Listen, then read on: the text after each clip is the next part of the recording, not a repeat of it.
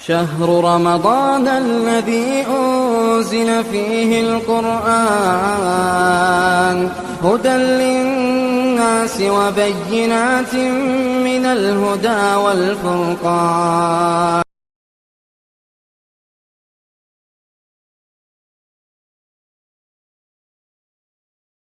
الحمد لله رب العالمين والصلاة والسلام على خاتم الأنبياء والمرسلين وعلى آله وصحبه ومن تبعهم بإحسان إلى يوم الدين. أما بعد. محترم حضرات و خواتین، ہمارے سامنے جو درس آج اور کل 2 دن شاید نہیں ہو، اس لیے کہ ایک ایسی بات ہے جو ایک دن میں ختم ہونے والی نہیں، 20 منٹ میں، آدھے گھنٹے میں یہ چیز ختم ہونے والی نہیں ہے جب تک اسے ہم تفصیل کے ساتھ نہ سمجھیں. اس لیے کہ اللہ سبحانہ و تعالی نے قرآن مجید میں ایک صفحہ بیان کیا. کتنا؟ ایک صفحہ، پورا پیج. یہ پورا پیج ہے جائیداد کی تقسیم کے بارے میں، جائیداد کی وراثت کی تقسیم کے بارے میں. انہیریٹنس جو جائیداد ہوتی ہے اسے آپ کیسے تقسیم کریں، اسی کے تعلق سے بڑی باتیں ہیں، اس کو غور سے ہمیں سننا چاہیے. سب سے پہلی چیز ترکہ. ہم لوگ کیا بولتے ہیں؟ ترکہ بولتے ہیں، ترکہ بولتے ہیں یا وراثت بولتے ہیں. ذرا انگریز لوگ آ رہے تو انہیریٹنس بولتے ہیں، ذرا ہمارے ذرا کے سیدھے سادے لوگ آ رہے تو جائیداد بولتے ہیں. تمہارے بابا کیا مت چھوڑے تم نہ گئے، سیدھا سادہ کیا بولتے ہیں؟ تمہارے بابا کیا چھوڑ کو مرے. تمہیں تمہارے، اسی لیے لوگ پوچھے تمہارے بابا کیا چھوڑے، میں بولتا ہمیں سوچنا ہمیں کیا چھوڑ کو مرا. ہمارے بابا میرے واسطے کیا چھوڑے وہ سوچنے سے پہلے میں کیا سوچنا میں میرے بچوں کے واسطے کیا چھوڑ کے جاؤں. اس سے بہتر کہ بچے گلیوں میں کسی کے محتاج نہ ہوں. ہر آدمی سوچے، محنت کرے کہ میرے بچے خود کفیل بنے، میرے بچے کسی کو دینے والے بنے، کسی سے لینے والے نہ بنے. اسی لیے علماء نے کہا احفظ درہمک فإنہ دینک. درہم پنی یعنی ایک پیسہ بھی اگر آپ کے پاس ہے تو اسے حفاظت سے رکھو، حفاظت سے رکھو. تمہاری ضرورت سے بچ جائے تو خرچ کرو. خواہ مخواہ ایسا نہ ہو کہ بچے کی فیس بھرنے کے لیے پیسے نہیں ہیں، انہوں حاتم تائی بنائی.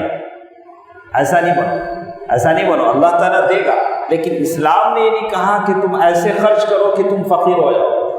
یہ اسلام کا بھی حکم نہیں. تو چلیے دیکھتے ہیں کہ ترکہ یا وراثت کیا ہوتی ہے. مرنے والا جو زمین اپنے پیچھے مال، زمین، زیور اور چیزیں چھوڑ جاتا ہے اسے ترکہ کہتے ہیں. ترکہ کا اصل معنی ہے چھوڑا ہوا. مرنے والا چھوڑا تو نہ پہلے، انہیں مرتا نہیں، بیٹا کھڑ جاتا، میں الگ ہوتا ہوں، بابا میرا کیا ہے ذرا دیکھ کو دے دو، اتنا ہوتا بابا. تو اسی لیے علماء بولتے ہیں اگر بیٹا اگر باپ سے الگ ہو کر کہیں چلا جائے تو باپ پر یہ ضروری نہیں ہے کہ باپ اور بیٹے اور بہو کا وہ حصہ نکال کر دے. اگر کچھ دے دیتا ہے تو باپ کا احسان ہے، لیکن ضروری نہیں، ضروری نہیں. تو جو مال آدمی چھوڑ کر مرتا ہے وہ ترکہ ہے. اسی لیے اللہ کے نبی صلی اللہ علیہ وسلم نے ایک حدیث میں فرمایا علم میراث سیکھو. علم میراث کہتے ہیں انہیریٹنس کو کیسا بانٹنا. بڑا مشکل ہے. تمہیں کئی سبجیکٹ آپ پڑھتے ہیں، بایولوجی ہے، فزکس ہے، میتھس ہے، تو اس میں کوئی سبجیکٹ مشکل ہوتا ہے، کوئی آسان ہوتا ہے. ابھی آدمی IT انجینئر بنتا ہے، ڈیٹا سائنس ہے، کلاؤڈ ہے، آرٹیفیشیل انٹیلیجنس ہے، کتنے علوم ہیں جو روزانہ بڑھتے جاتے ہیں.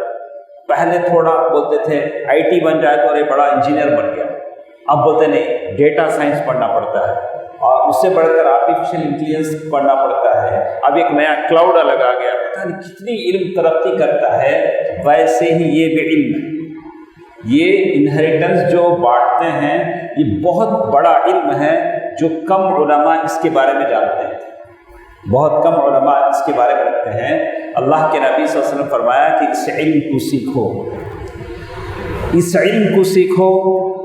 اس لیے کہ اللہ کے نبی صلی اللہ علیہ وسلم فرمایا کہ مجھے فوت کر دیا جائے گا، میرا انتقال ہو جائے گا، اور علم میراث جو جائیداد بانٹنے کا جو علم ہے وہ اٹھا لیا جائے گا۔ نوبت یہاں تک آئے گی کہ ایک مسئلے میں دو آدمی جھگڑا کریں گے لیکن بتانے والا نہیں رہے گا، کسی کتنا شیئر ملنا بتانے والے نہیں رہے گا، ایسی نوبت آ جائے گی۔ ٹھیک ہے، یہ سارا جو ہماری باتیں ہیں قرآن مجید کی آیت کی روشنی میں ہماری بحث ہے۔ تو پہلی یہ بات انہوں نے بتایا کہ ترکے میں کیا کیا چیزیں شامل ہوتی ہیں۔ ایک آدمی جب دنیا سے جاتا ہے تو اس کے چھوڑے ہوئے مال میں کیا کیا چیزیں شامل ہوتی ہیں۔ تو اس کے لیے ایک مثال میں آپ کو بتا دوں۔ سلف میں پہلے زمانے میں ایک عورت کے بارے میں آتا ہے کہ وہ گھر میں آٹا یہ کر رہی تھی روٹی بنانے کی۔ آٹا کیا کرتے ہیں؟ گوندتے ہیں۔ اصل اردو میں بولنا بولے تو ہمیں، اب ہماری زبان میں بولنا تو آٹا ملا رہے تھے۔ وہ یہ آدمی آ کے بولے اچھا تمہارے مرد کا انتقال ہو گیا۔ وہ عورت کیا کری؟ فوراً وہ آٹے سے ہاتھ اٹھایا، بولی اب یہ آٹا میرے اور میرے بچے کا نہیں، ان کی اماں باوا کا بھی حصہ آ گیا ہے۔ میرا مرد مرتے ہی یہ آٹا کیا ہو گیا؟ خالی میرے بچے کا نہیں، مرنے والے کے اماں باوا کا حق بھی کس میں آ گیا؟ یہ آٹے۔ دیکھا ایک آدمی مرتے ہی کیا کیا چیزیں اس کے ترکے میں آتی ہیں۔ نمبر 1، ذاتی استعمال کی چیزیں۔ میت جو ذاتی استعمال کرتی تھی، ان کی گھڑی، ان کی گاڑی، ان کا موبائل، یہ بھی آ جاتا ہے۔ لوگ کیا کرتے؟ بیٹے پہلے سب اٹھا لیتے، ان کا لیپ ٹاپ، ان کے گھڑا، ان کے پرانے کپڑے رہتے نہیں، وہ دوسرے کو دے آتے، یہ تمہیں لے لو یا ہمیں لے لو۔ ان کے استعمال کے جو قیمتی چیزیں ہیں پوری اولاد نکال لیتے، جو پرانے ان کے کپڑے، انہوں کے جوتے چپل کیا کرتے ہیں؟ دوسرے فقیروں کو، دوسروں کو دے دیتے۔ بہرکیف ترکے میں جو چیزیں استعمال ہوتی ہیں اس میں سے جو چیزیں وہ استعمال کرتے ہیں، میت کے کپڑے ہیں، ان کے جوتے ہیں، برتن ہیں، گھڑی ہے، واچ جو بھی وہ استعمال کرتے ہیں، سائیکل، موٹر سائیکل، جو بھی ان کے پاس گاڑی ہے، کار ہے، جو بھی ہے، کتابیں، فرنیچر، یہ سارے کا سارا میت کا ترکے میں شامل ہو جاتا ہے، کوئی چیز اس سے بچے گی نہیں۔ نمبر 2، اگر مرنے والی عورت ہے تو گھریلو سامان، گھر کا جو سامان، باپ بیٹی کو بہت سارے سامان دیتا ہے، اگر دیتے ہوئے باپ یہ کہے کہ یہ تمہارا ہے، بیٹی کا ہے، تو وہ بیٹی کا خاص رہے گا، اسی کا خاص سامان رہے گا۔ اگر یہ نہ کہے تو جس گھر میں وہ عورت مرتی ہے اس کے شوہر کا مال ہو، جیسے اگر وہ شوہر مرتا ہے اس کے ترکے میں وہ شامل ہو جائے۔ اگر باپ یہ کہے کہ تمہارا ہے، اس کا شوہر مر بھی جائے لیکن وہ مال عورت کا رہے، اس پر شوہر کے ترکے میں وہ مال شامل نہیں ہوگا۔ اسی طرح کچھ چیزیں آدمی کو ہبہ کے طور پر ملتی ہیں، تحفے تحائف ملتے ہیں، بہت سارے تحفے کبھی سسرال والے دیتے ہیں، یہ سارے کے سارے ترکے میں شامل ہوتے ہیں۔ کمانے کے آلات ہیں، یہ سارے کے سارے ترکے میں شامل ہوتے ہیں۔ عورت کا مہر ہے، زمین وغیرہ ہے، یہ سب کے سب اس میں ہیں۔ اور اسی طرح جمع کی ہوئی رقم، کچھ بینک میں بیلنس ہوتا ہے، یہ بھی ترکے میں شامل ہوتا ہے۔ اور اسی طرح تھوڑے رائٹس ہوتے ہیں، پرنٹنگ رائٹس ہیں، کمپنی کے رائٹس ہیں، یہ سب کے سب ترکے میں شامل ہوتے ہیں۔ اور اسی طرح ایک اور چیز، ایک آدمی جب مر جاتا ہے تو اگر وہ گورنمنٹ میں نوکری کرتا ہے تو پروویڈنٹ فنڈ پیسہ آتا ہے، تو وہ پیسہ بھی ترکے میں شامل ہوگا، مرنے والا کے ترکے میں شامل ہوگا، وہ بھی سارے لوگوں میں انصاف سے بانٹنا پڑے گا۔ لیکن اگر گورنمنٹ اپنے حساب سے مرنے والے کی بیوی اور بچوں کے نام پر کچھ خاص کر دیتی تو وہ ترکے میں شامل ہے، وہ ترکے میں شامل نہیں ہوگا، اس لیے کہ وہ گورنمنٹ کی طرف سے ہوتا ہے۔ آدمی مر گیا ہے، اس کی بیوی بچوں کے لیے گورنمنٹ جو دیتی ہے وہ ترکے میں شامل نہیں ہوگا۔ اس کے بعد ایک اور چیز، یہ تو تھی ترکے کی بات، ایک اور چیز جو مجھے آپ کو بتانی تھی کہ مال کا مالک کون ہے۔ یہ مال جو آپ کے پاس میرے پاس ہے اللہ کا دیا ہوا ہے، اللہ تعالیٰ نے ایک لمیٹڈ ٹائم کے لیے مال دیا ہے، وہ مال ہمارے پاس رہتا ہے، لیکن جب میں دنیا سے چلا جاتا ہوں تو پھر وہ مال کس کے پاس جائے گا؟ پھر وہ مال کا حقدار کون ہوگا؟ کون ہوگا؟ بولو اللہ۔ جس اللہ نے دیا ہے وہ مال کا حقدار کون؟ اللہ۔ اب وہ اللہ کیا کرتا ہے؟ یوصیکم اللہ فی اولادکم للذکر مثل حظ الانثیین۔ اب وہ اللہ پھر کمانڈ کرتا ہے کہ دیکھو تمہیں مرنے بعد تمہاری جوروں کو اتنا ملنا، تمہارے بچہ کو اتنا ملنا۔ میں زندہ رہتا کہ میں فائدہ اٹھایا، میں دنیا سے چلے گیا، جاتے ہی اللہ تعالیٰ کے پاس وہ مال کیا ہو گیا؟ واپس چلے گیا۔ پھر اللہ جیسے بولے اس مال کو کیا کرنا؟ ہمیں تقسیم کرنا۔ ایک سمپل لاجک۔ اللہ تعالیٰ قرآن مجید میں جو بھی مومنوں کو کمانڈ کرتے ہیں، کہتے ہیں یا ایھا الذین آمنوا، اے ایمان والو، یا ایھا الذین آمنوا اتقوا اللہ حق تقاتہ، اے ایمان والو، اے مسلمانوں، یعنی ایمان والوں کے نام سے پکارتے ہیں۔ لیکن جب جائیداد کے بارے میں بتانے کی آیا تو اللہ نے کہا یوصیکم اللہ، میں تمہیں تاکید کرتا ہوں۔ تو یہ جائیداد کا بٹوارا کیا ہے؟ بہت امپورٹنٹ چیز۔ اللہ نے تاکید کے ساتھ کہا یوصیکم اللہ، میں تم کو تائید کرتا ہوں، جیسے اللہ بتا رہا ہے ویسے بڑھو، اپنی منمانی نہیں کرو، اپنی منمانی نہیں کرو۔ تو معلوم یہ ہوا کہ اللہ تعالیٰ نے سورۃ النساء میں یہی بات کہی یوصیکم اللہ۔ اللہ تعالیٰ تمہیں تاکیدی حکم دیتا ہے کہ اللہ جیسے بولتا ہے ویسے بڑھو، اور ساتھ ساتھ اللہ تعالیٰ نے یہ بھی کہا نصیبا مفروضا، سورۃ النساء آیت نمبر 7۔ اللہ نے کہا کہ میں ہر ایک کے حصے کریکٹ اللہ نے بتا دیا۔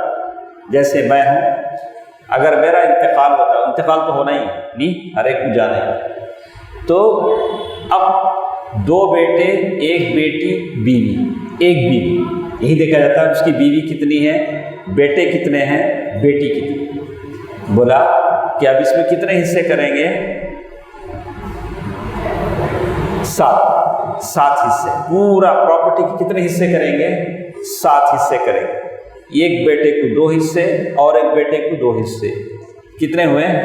4، اور ایک بیٹی کو 1 حصہ 5، کتنے؟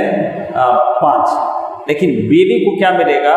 اس سے کم ہے، مطلب 40 سے، میں کہا 40 حصے بنائیں گے، 7، 12، 12، 24۔ یعنی کہا کہ کیسے ہر ایک کا ایک حصہ۔ اللہ تعالیٰ نے کہا کہ ایک ایک کو کیا ملے گا؟ ایک ایک کو جو منفرد حصہ ملے گا، بیٹوں کو ڈبل ملے گا، بیٹی کو کیا ملے گا؟ 1 حصہ ملے گا، اور 8واں حصہ کسے ملے گا؟ یوصیکم اللہ فی اولادکم للذکر مثل حظ الانثیین۔ یعنی اللہ تعالیٰ نے پورے اس میں بتا دیا کہ بیوی کو بچے ہوں تو الگ، بچے نہ ہوں تو اس کا حکم الگ۔ وَلَكُمْ نِصْفُ مَا تَرَكَ أَزْوَاجُكُمْ۔ اللہ تعالیٰ نے بیوی کے لیے بھی انشاءاللہ تفصیل ہمارے ساتھ آئے گی، میں نے ساری تفصیل لکھ کے رکھی۔ تو اللہ تبارک و تعالیٰ فرماتے ہیں فَرِيضَةً مِّنَ اللَّهِ، یہ جو حصے ہیں اللہ تعالیٰ کی طرف سے فرض کرتے ہیں، اس میں آپ کیا بھی نہیں بول سکتے۔ جیسے بہت سارے لوگ بولتے ہیں بیٹی کو بلا کو، دیکھو ماں ہمیں تمہاری شادی میں بہت خرچہ کر ڈالے، اتنا لے کو تمہیں چل جاؤ، ایسے نہ بولتا ہے کہ اتنا دینے کا نہیں، اللہ کتنا بولا ہے کہ اتنا دو، یہ تمہیں بول کو میں بول کو لینے دینے کا حصہ نہیں۔ اللہ تبارک و تعالیٰ نے ہر ایک کے حصے کیا کر دیے ہیں؟ بتا دیے ہیں، غیر مضار، کسی کو اس میں لاس نہیں ہو۔ وصیۃ من اللہ، یہ اللہ تعالیٰ کی طرف سے وصیت ہے، اور اللہ جاننے والا بردبار ہے۔ تو کیا معلوم ہوا؟ پہلی چیز ترکہ کسے بولتے ہیں، دوسری چیز یہ جو انہیریٹنس کا جو پروسیس ہے اللہ کی طرف سے، اور جتنے لوگ ہیں ان کا ایک سلیکٹڈ شیئر ہے، اس میں آپ کچھ تال میل اوپر نیچے نہیں کر سکتے ہیں۔ اس کے بعد ہمارے لوگ یہ قرآن کی آیت پڑھتے ہیں، جائیداد قرآن کے مطابق تقسیم کرتے نہیں کرتے، اس پر ہم توجہ نہیں دیتے، کوئی پوچھتا بھی نہیں، کیا بھائی قرآن کے مطابق کرے گی، کوئی پوچھتا بھی نہیں۔ لیکن اللہ تعالیٰ نے اس کی سزا بتلائی ہے، جو لوگ قرآن اور حدیث کے مطابق جائیداد تقسیم نہیں کرتے ہیں، اللہ تعالیٰ نے سورۃ النساء میں کہا ان الذين يأكلون اموال اليتامى ظلما انما يأكلون في بطونهم نارا وسيصلون سعيرا، جو لوگ ظلم سے یتیموں کا مال ہڑپ کر جاتے ہیں حقیقت میں وہ اپنے پیٹ میں آگ بھرتے ہیں، بہت جلد وہ جہنم میں داخل ہو۔ تو اس میں یتیم لڑکوں اور لڑکیوں کا ترکے کا حصہ بھی مراد ہے۔ باپ مر گیا، بچہ یتیم ہو گیا، اب اس یتیم بچے کا حصہ اگر ہم لے لیتے ہیں تو یہ آیت کے مصداق ہو جاتے ہیں، والعیاذ باللہ۔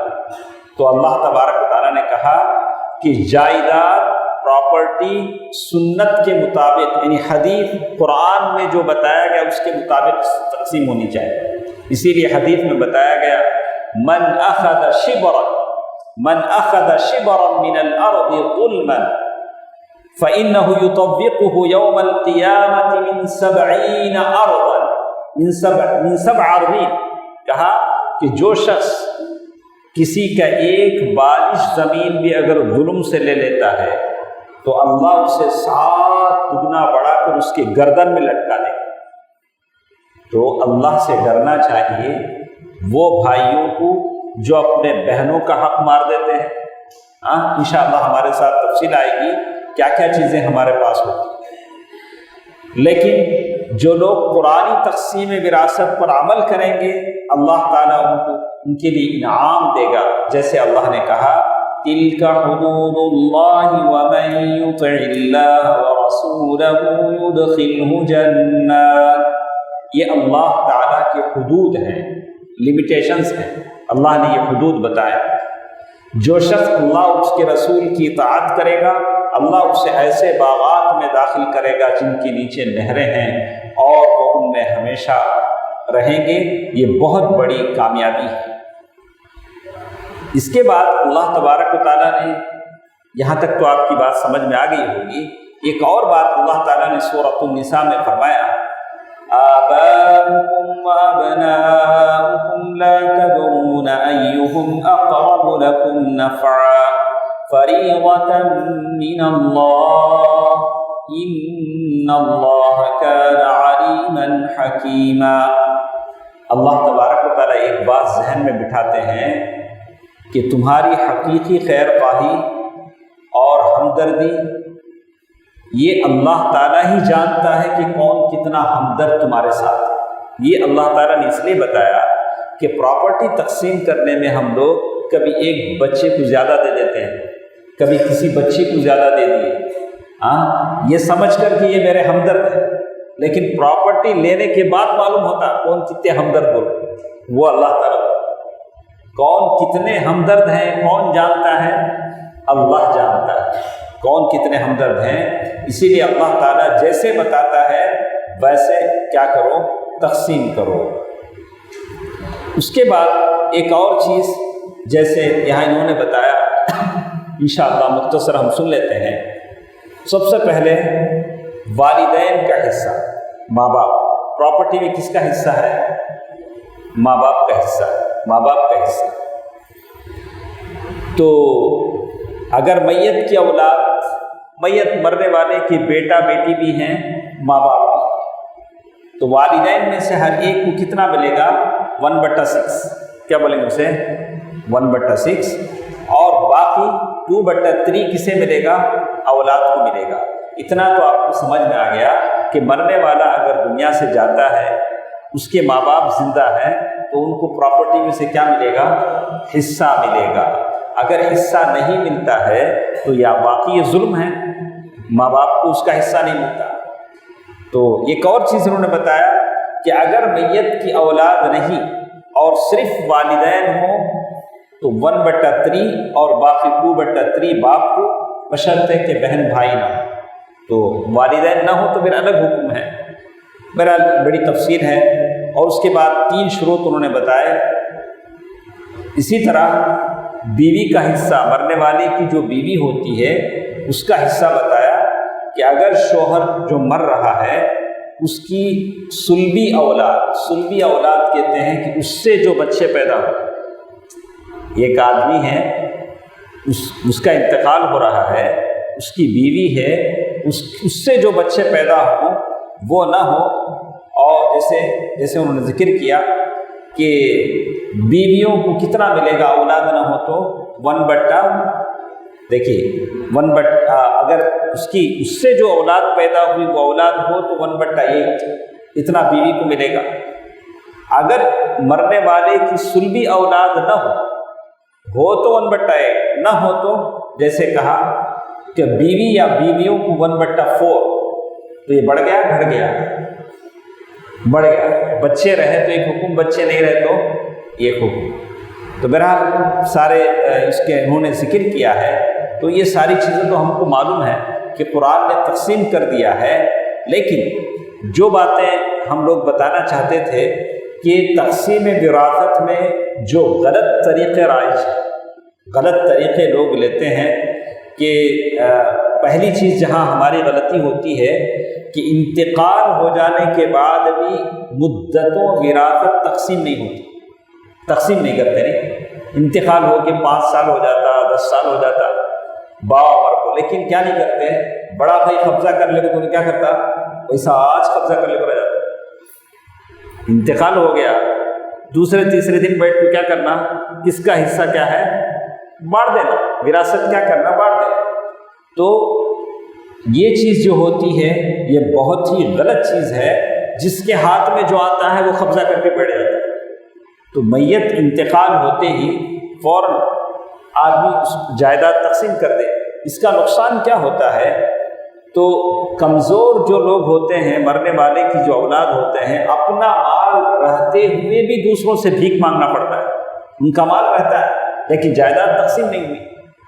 اگر کوئی زور زبردستی کرتا ہے تو میں اچھی طرح جانتا ہوں کتنے لوگ ایسے ہیں، جوانی میں کسی عورت کے شوہر کا انتقال ہوا، کمبائن فیملی کیا بولتے اسے، جوائنٹ فیملی، پورے ہی اچانک شوہر کا انتقال ہو گیا، اب بیچاری 1 سال 2 سال انتظار کر رہی، مجھے کیا تو ملتا کیا کہ بچے نہیں، اچھا دوسری شادی کر لی تو کیا کریں گے وہ لوگ، تمہیں دوسری شادی کر لینا، جاؤ تم نے کیا بھی نہیں۔ ویسا انتظار کرتے کرتے وہ عورت کیا ہو گئی، بوڑھی ہو گئی، کیا بھی ملا نہیں اسے، شوہر کمایا، بڑا بلڈنگ جاب ہے، انتظار کرتی ہے مجھے کیا تو ملیں گا میرے شوہر کی طرف سے جو انتقال ہوئے، عورت کی عمر بھی چلے گئی، اب اسے کوئی شادی بھی نہیں کرے گا اور جائیداد بھی نہیں ملی، کون جواب دینا اللہ کے پاس، سارے خاندان والے جواب، اس کے شوہر کا انتقال ہو گیا، کمائی ہوئی جائیداد میں اس کا حصہ ہے، اس کا کیا ہے، کیا کرنا، دے دینا، وہ اپنے ماں باپ کے ہاں چلے جائے گے، کسی اور سے شادی کرنے کی بات۔ تو جائیداد بانٹنے میں دیر کرنے سے یہ سارے نقصان ہوتے ہیں۔ اور اسی طرح ایک اور چیز جو دیکھنے میں آتی ہے، جائیداد خاندان ہی میں باقی رہے، اس وجہ سے یہ کیا کرتے ہیں، آپس میں شادیاں کر لیتے ہیں، باہر نہیں دیتے، کیا کرتے ہیں وہ آپس میں شادیاں کر لیتے ہیں، راضی رہو نہیں رہو، انہوں نو شو انہوں دلہن، آپس میں طے کر لیتے ہیں، تو جائیداد باہر چل لیتے ہیں۔ یہ اس کا بڑا نقصان ہے، بولا کہ ایسا بھی ہرگز نہیں ہوگا۔ تو یہ سارے، اور اسی طرح کچھ لوگ کیا کرتے ہیں، اپنی خاص اولاد کو چھوڑ دیتے، زر نواں کو، ہمدردی کو بیٹا بنا لیتے، پوری پراپرٹی اس کے نام کو لکھ ڈالتے، خاص اولاد بھیک مانگتے رہتی، انہوں عائش کرتے رہتے، انہوں بیٹے نہیں کیا بھی نہیں، چپ کے ہمدردی، ذرا ایسے نواں رہتے ہیں نہیں، تو منہ بولے بیٹے کے نام پر پوری جائیداد کر دیتے ہیں۔ یہ چیز بھی حرام ہے، ایسا بھی نہیں ہونا چاہیے۔ اسی لیے اللہ کے نبی صلی اللہ علیہ وسلم نے حدیث میں فرمایا، صحیح مسلم کی حدیث ہے، لیس من رجل ادعا بغیر ابیہ وہو یعلم فقد کفر۔ اگر کوئی آدمی اپنے باپ کو چھوڑ کر کسی دوسرے کو اپنا باپ بناتا ہے، جانتا ہے کہ یہ میرا باپ نہیں ہے، تو اس نے کفر کیا۔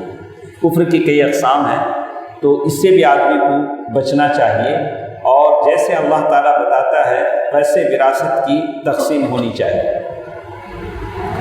بہت ساری باتیں ہمارے ساتھ ہیں۔ اسی طرح ایک اور چیز انہوں نے نقل کیا ہے، اگر ہم میں سے کوئی بڑے بھائی ہیں تو ان کے لیے بھی ایک بہت اس کی بات ہے، بڑے بھائی کیا بڑا عمل دخل ہوتا ہے، بڑے بھائی کا جائیداد میں پراپرٹی میں بڑا عمل دخل ہوتا ہے۔ تو انہوں نے لکھا کہ باپ کے وفات کے بعد گھر کے سارے معاملات بڑے بھائی کے ہاتھ میں آ جاتے ہیں، تو چھوٹے بھائی جو کما کر لاتے وہ بھی لا کو بڑے بھائی کو دیتے۔ اب بڑے بھائی کیا کرتے ہیں، ایک زمانے تک کیا بھی ہاتھ لگاتے، ایسا چلتا ہے، چلنے دو نا، بعد میں جب بہو آ جاتی ہے، بہو وہ بہو، معاملے فرق ہو جاتے۔ تو اسی لیے انہوں نے لکھا کہ بڑے بھائی کو بھی اللہ تعالیٰ سے ڈرنا چاہیے اور سنت حدیث یعنی قرآن کے مطابق جائیداد کی تقسیم کرنی چاہیے۔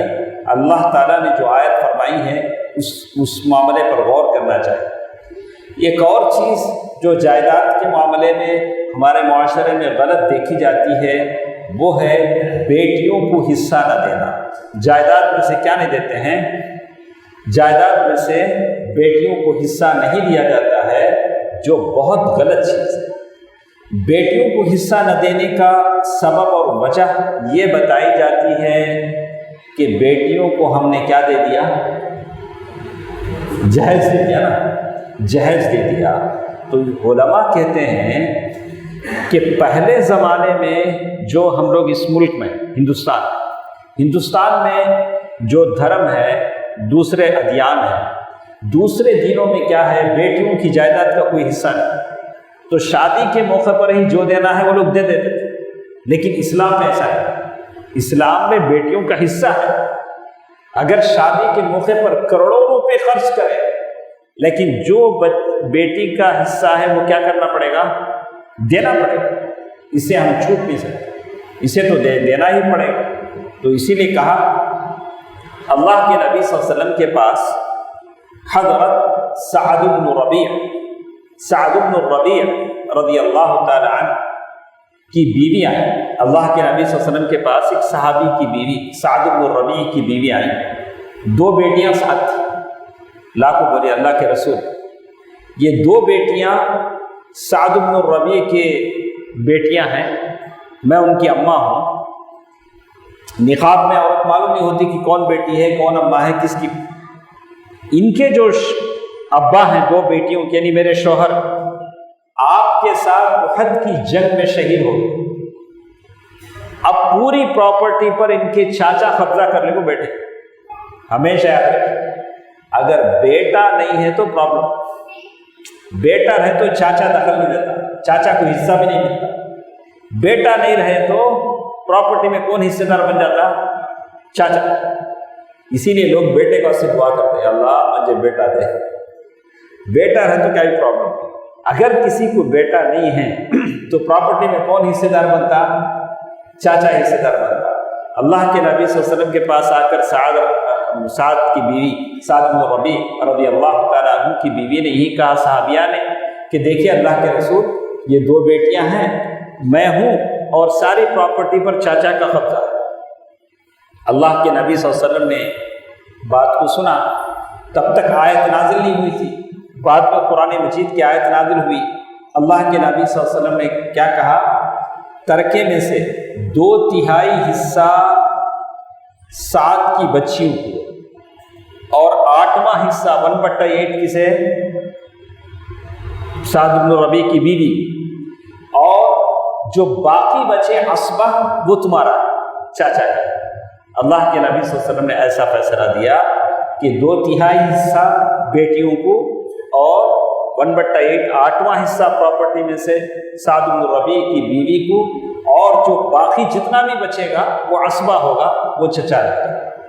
تو اللہ کے نبی صلی اللہ علیہ وسلم نے یہ تقسیم کی۔ اس سے معلوم ہوتا ہے کہ بیٹیوں کا حصہ دینا چاہیے۔ اگر بیٹیوں کا حصہ نہیں ملتا ہے تو یہ جاہلی عادت ہے جسے اسلام کبھی بھی پروموٹ نہیں کرتا، تشریح نہیں کرتا۔ تو یہ بیٹیوں کو حصہ نہ دینا جاہلی رسم ہے، اور اسی طرح اسلام میں اس کی کوئی یہ نہیں ہے۔ اور اگر کوئی بیٹیوں کو حصہ نہیں دیتا ہے، مطلب کوئی بھائی ہے بیٹیوں کی بہنوں کے حصوں پر قبضہ کر کے بیٹھ گیا ہے، تو یہ حرام مال اس کے مال کو بھی حرام کر دیتا ہے، اس کا مال بھی کیا ہوتا ہے؟ حرام ہو جاتا ہے۔ تو بہت ساری چیزیں انہوں نے بتائی ہیں کہ کیا کیا نقصانات اس میں ہوتے ہیں۔ تو بعض جگہ جو جہیز دے کر یہ سمجھتے ہیں کہ بہنوں کا حق ہم نے ادا کر دیا، جائیداد دینے کی ضرورت نہیں ہے، یہ بات بالکل غلط ہے، اس لیے کہ جہیز اسلامی روایات کا حصہ نہیں۔ کس نے کہا آپ کو جہیز دینے کو؟ جہیز اسلامی روایات کا حصہ نہیں ہے، اس سے تو گناہ ہوگا اور اس سے ثواب ہرگز نہیں ہوگا۔ اور اسی طرح ایک اور چیز، اپنی زندگی میں جو لوگ جائیداد تقسیم کر دیتے ہیں، جیسے میں نے کل بھی کہا کہ آدمی کے مرنے کے بعد جائیداد کیا ہوتی ہے؟ تقسیم ہوتی ہے۔ اگر آدمی اپنی زندگی میں اگر دینا چاہے تو ایک حدیث ہمارے ساتھ آتی ہے، بشیر بن نعمان رضی اللہ تعالیٰ عنہ سے روایت ہے کہ بشیر ان کا نام، ان کے ابا کا نام نعمان رضی اللہ تعالیٰ عنہ، انہوں نے کیا کیا؟ اپنے بیٹے کو خوش ہو کو کیا کہ بیٹے کو ایک باغ لکھ کو دے دا نہیں ہے، خوش ہو کو کیا کرے؟ سیدھا اپنی بیوی کے پاس گئے، جا کو بولے جی میرے بیٹا بشیر بڑا اچھا بچہ، اسے میں ایک باغ کھجور کا کیا کرتا ہوں؟ لکھ کو دے دیتا ہوں۔ اب وہ جو بیوی تھی وہ بڑی اللہ والی، انہوں کیا بولے؟ اچھا جی تمہارا ارادہ بہت اچھا ہے، وٹنس اللہ کے رسول رہنا، کیسا تمہیں دو انہوں لین دے، لیکن وٹنس کون رہنا؟ اللہ کے نبی صلی اللہ علیہ وسلم۔ تو اللہ کے نبی صلی اللہ علیہ وسلم کے پاس جب گئے تو وہ جو خاتون تھی عمرہ بنت رواحہ جا کر بولے اللہ کے رسول میں بشیر کو ایک باغیچہ لکھ کو دے ڈالا، وہ دیکھا ان کی امی عمرہ بولی نہیں تمہیں اللہ کے رسول کو وٹنس بنا بول کو میں تمہارے پاس آیا۔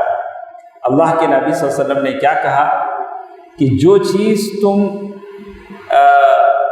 ان کو دے رہے ہیں سارے بیٹوں کو ایسا دیتے کہ آپ کچھ، انہوں بولے نہیں اللہ کے رسول خالی ان کچھ میں دیتا ہوں۔ اللہ کے نبی صلی اللہ علیہ وسلم کیا بولے؟ فاتقوا اللہ واعدلوا بین اولادکم، اللہ تعالیٰ سے ڈرو، اپنے بچہ کے بیچ میں انصاف کرو، ایسا نہیں کرو۔ ہمارے لوگ بھی ذرا کرتے ہیں، ذرا بچہ ذرا اچھا ہے اسے ذرا زیادہ دے ڈالتے، ذرا بچہ ذرا کہ تو بھی انہیں اس کی جو بہو ذرا کیا بھی ذرا ہوں کری، اچھا اسے سائٹ کر رہا غلطی اس کی نہیں رہتی، بہو کی رہتی۔ بہو سے ذرا ایسا ویسا دے گا تو کیا کرتے ہیں؟ چھوٹی بہو کو ذرا کیا کرتے ہیں؟ وہ بہو بیٹے کو ذرا سائٹ کر رہا بلا کے نہیں، وہ جو کریں گے اس کا جواب اللہ کے پاس دیں گے، آپ کیا کریں گے اس کا جواب آپ کو دینا پڑے۔ فاتقوا اللہ، اللہ تعالیٰ سے ڈرو، واعدلوا بین اولادکم، اپنے بچوں کے درمیان انصاف رکھو۔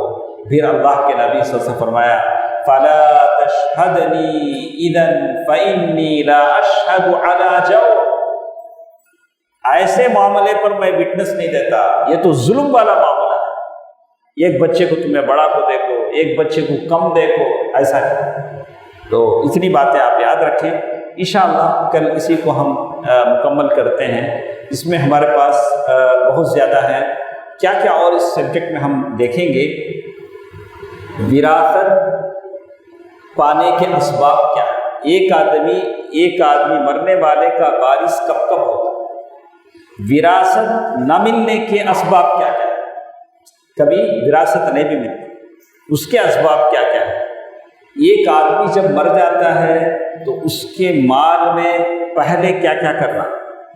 اٹھاتے ہی بانٹ لینا نہیں، مرنے والا مر گیا، اس کا جو مال ہے اس میں سے کیا کیا حقہ پہلے دینا، اس کے بعد بانٹنا، ہمیں پہلے بانٹنے کے بعد میں دوسرے حقہ سوچنا۔